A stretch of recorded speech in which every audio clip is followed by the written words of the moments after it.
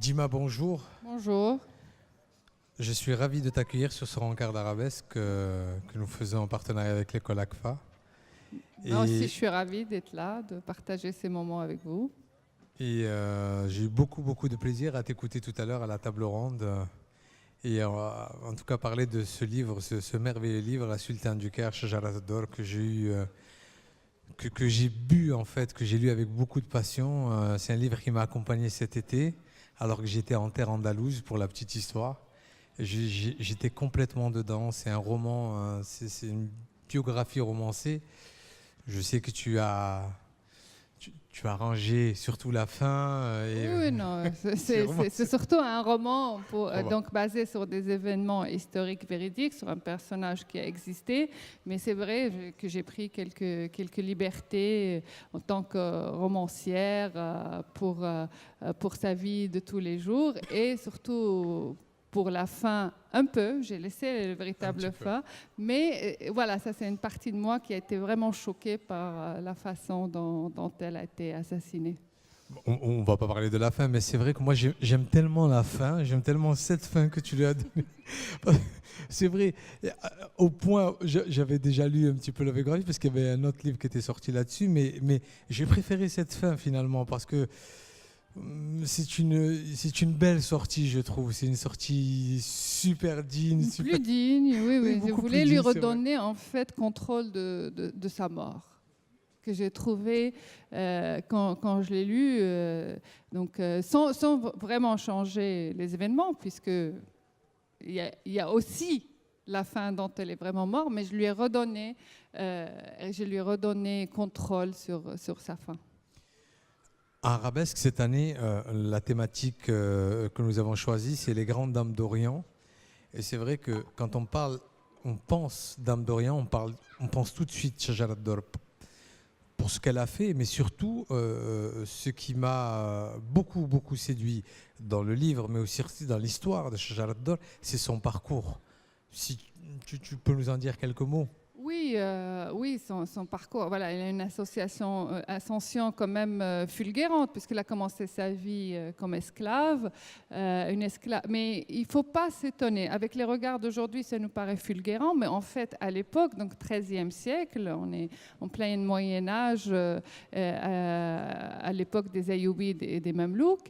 Être un esclave, des fois, n'était pas si mauvais parce que ça donnait des opportunités qu'on n'aurait pas eues autrement s'ils étaient restés dans leur village ou dans leur petite ville. Donc, assez jeunes personnes qu'on prenait et qu'on mettait dans des écoles. Alors, les garçons allaient dans des écoles militaires et religieuses, mais donc séparés de leur famille. Et les filles, quand on les trouvait exceptionnelles, elles avaient quand même accès à une éducation équivalente à l'éducation d'un garçon, ce que les femmes libres n'avaient pas cette chance d'avoir cette éducation.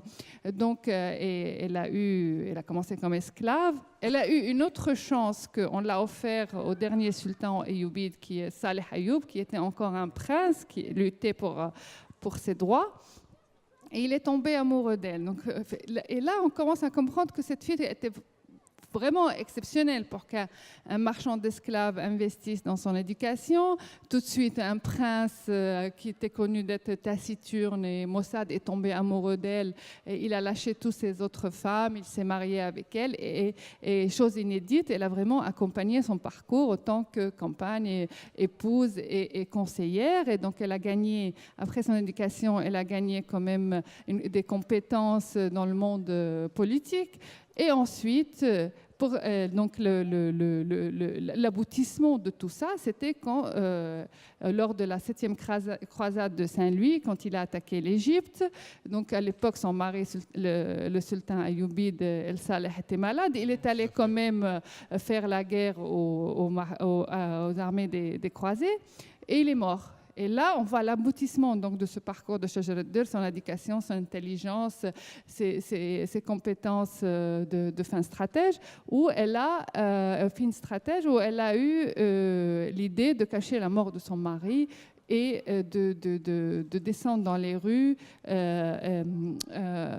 vraiment encourager l'armée à se battre contre l'armée envahissante donc des croisés. Et c'est là où elle a prouvé sa génie politique en cachant la mort.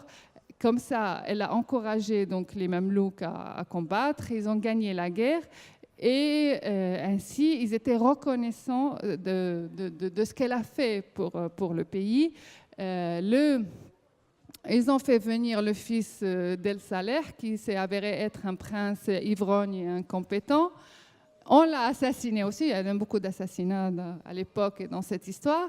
Et ils n'ont trouvé personne d'autre compétente que Shajarat ad-Dar pour élire comme sultane, et avec les mêmes attributs des hommes, avec le khutbah du vendredi à son nom et les monnaies frappées à son nom, ce qui est chose inédite, qui ne s'est jamais arrivé avant et qui ne s'est jamais arrivé après, et d'où la spécificité de Shajarat ad-Dar et pourquoi elle est exceptionnelle et qu'elle peut nous inspirer que tout est possible. Comment t'est venue l'idée d'écrire ce livre et pourquoi tu t'es intéressée justement à ce parcours extraordinaire de cette esclave devenue sultane? Alors, moi, j'ai fait des études scientifiques, mais j'aime l'histoire, j'aime la littérature. Donc, pour moi, être écrivain, c'est quelque chose d'extraordinaire. Et j'y ai jamais pensé le faire. En fait, j'ai jamais écrit avant. Et quand j'ai eu mes enfants, j'ai arrêté de travailler donc, dans la pharmacie. Et j'ai commencé à lire beaucoup, parce que j'avais quand même, pendant que je m'occupais de mes enfants, je lisais beaucoup de romans historiques. Et je me suis dit, et on était en pleine époque où ça continue encore, on disait la femme arabe, la femme musulmane, elle n'a pas de rôle, elle n'a pas de droit. Et donc, moi, automatiquement, j'ai pensé à Shajarat ad-Dar. Je me suis dit, mais... il y a tellement de livres ou de romans sur Éléonore d'Aquitaine, Marie-Antoinette, Catherine de Médicis. Et c'est normal, il nous faut plus de femmes ou d'hommes qui écrivent donc, sur les personnages féminins de notre histoire. Et donc, j'ai eu l'idée il y a 12 ans, et ça m'est resté dans la tête. Donc, j'ai commencé, j'ai arrêté, j'ai eu encore d'autres enfants. Et à un moment, je me suis dit, il faut finir, il faut absolument finir. Donc, quand on a quelque chose qui nous tient à cœur, eh ben, ça arrive. Il faut juste ne pas lâcher l'affaire. Et donc, j'ai terminé le roman et j'ai trouvé un éditeur. Et pourquoi Shajarat ad-Dar? C'est parce que vraiment, j'ai pensé, je pense que quand j'ai lu son histoire quand j'avais 14 ans, elle a dû laisser des traces dans mon esprit de cette femme qui a réalisé l'impossible, et je voulais en parler en fait. Elle m'a marquée très jeune.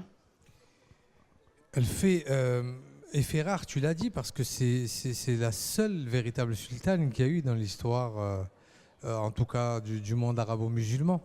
Et je veux dire qui s'est imposée. Bon, tu l'as un petit peu raconté, mais en même temps, tu penses, parce que tu as fait un travail approfondi, tu penses que ça a été une véritable stratégie d'accession sur le trône, ou c'est quelque chose qui s'est imposé à elle progressivement comme ça? D'abord, oui, c'est la seule femme qui a gouverné dans la sphère publique, parce qu'il faut savoir que la femme a toujours eu un rôle en tant que sultane-mère ou régente. Elle n'est pas la seule, même de l'époque de Haroun Rachid, on parle beaucoup de sa femme, de sa sœur, et donc, de sa mère et de sa sœur. Moi, en fait, dans le roman, je montre qu'en fait, le destin, c'est un aboutissement d'un parcours. Donc, comme elle a dit, elle est intelligente, elle a eu une éducation, elle a eu un homme qui a cru en elle. Et il y a eu après une opportunité où elle a brillé et elle a saisi l'opportunité. Et donc, ça veut dire qu'à l'époque, les femmes avaient des influences. Même dans le roman, je montre qu'il y a eu beaucoup d'événements où qui ont été influencés par les femmes, les désirs de femmes d'avoir du pouvoir, d'imposer son frère, d'imposer son fils, ou d'imposer son pouvoir sur un prince héritier. Et voilà, la spécificité de Shajarat ad-Dar, là où je la trouve exceptionnelle, c'est qu'après la mort de son mari, elle n'a pas trouvé tout de suite un homme pour se marier avec lui et continuer à gouverner. Elle a tenté pendant un moment de gouverner seule parce qu'elle savait qu'elle avait les compétences et elle a prouvé qu'elle avait les compétences. Donc, elle a saisi une opportunité, mais tout l'a préparé pour.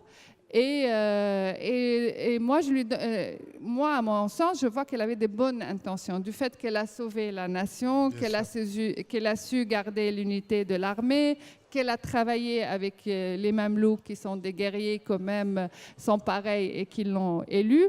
Donc, ce n'est pas une opportuniste. C'est l'aboutissement d'un parcours et bien mérité quand même. Destin extraordinaire. On a fait un travail, Abdou Bayou en a parlé tout à l'heure pendant la table ronde. Nous, on a fait tout un travail avec les scolaires, en tout cas un travail que lui a mené de main de maître, et où on a essayé d'intéresser les jeunes, des jeunes collégiens, au parcours extraordinaire de certaines femmes, du combat qu'elles ont pu jouer. Et c'est vrai qu'on s'est beaucoup attardé sur Shajarat Dor. C'est des histoires qui ne sont pas forcément enseignées ici en France, ces parcours hors du commun. Est-ce que tu penses, qu'est-ce que tu en penses? Tu penses que c'est bien, pas bien, qu'on devrait le rappeler un peu plus c'est pas bien, mais dans le sens où c'est à nous, plus qu'il y a d'œuvres qui parlent d'elle, plus on va en parler. Tout est question de le travail avec les matières qui existent. C'est une des raisons qui m'a poussée à vraiment terminer ce roman. C'est que je me dis, c'est pas normal qu'au Maghreb, on la connaît pas. Surtout au Maghreb. Oui, en France, on la connaît pas. Bon, elle est connue dans certains cercles. Il y a eu des œuvres sur elle, qui ont parlé d'elle quand on parle de Saint-Louis et sa croisade en Égypte. Mais c'est 2 lignes, alors que sa vie... Vraiment, sa vie est un roman qui s'impose. Des intrigues, des histoires d'amour, des passions, des morts violentes, des jalousies entre femmes. Donc, vraiment, moi, je l'ai romancé encore plus, mais tous les ingrédients étaient là. Et il faut au moins qu'il y ait une ligne sur elle dans les livres d'histoire. Au moins, tu le dis, si ce n'est pas un vrai paragraphe. Tu as adapté ce destin hors du commun de la Sultane du Caire en BD. Tu peux nous en dire un mot? C'est justement pour essayer de sensibiliser un peu le jeune public. Oui, voilà. Oui, absolument, tu as raison, parce que je pense que il faut équilibrer les récits. On a plein d'histoires, c'est ce qui se passe avec les grandes figures de l'Occident, et on a oublié, j'ai l'impression, les nôtres, parce qu'il n'y a pas assez de romans, d'histoires, des récits qui parlent d'eux.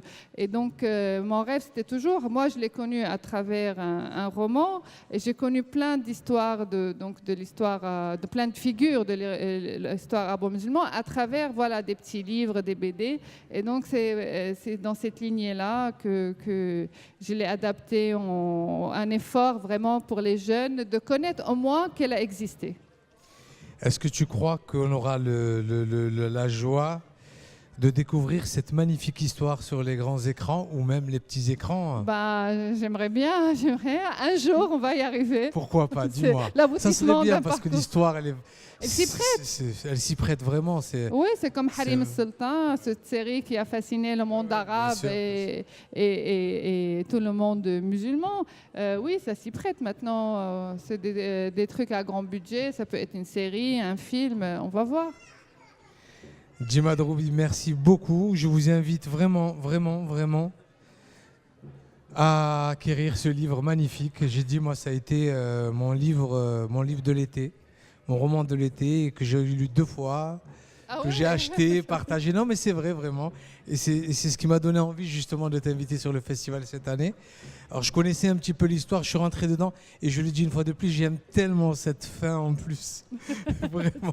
Et si un jour elle doit être adaptée, s'il te plaît, fais en sorte que ça soit cette fin, et pas la fin tragique qu'elle a eue. Je vais lutter pour ça. Et il sort en arabe, là, au Liban. Il a été traduit en arabe, donc ça, c'est bien aussi. Parce que j'ai l'impression que même en Orient, on commence à l'oublier.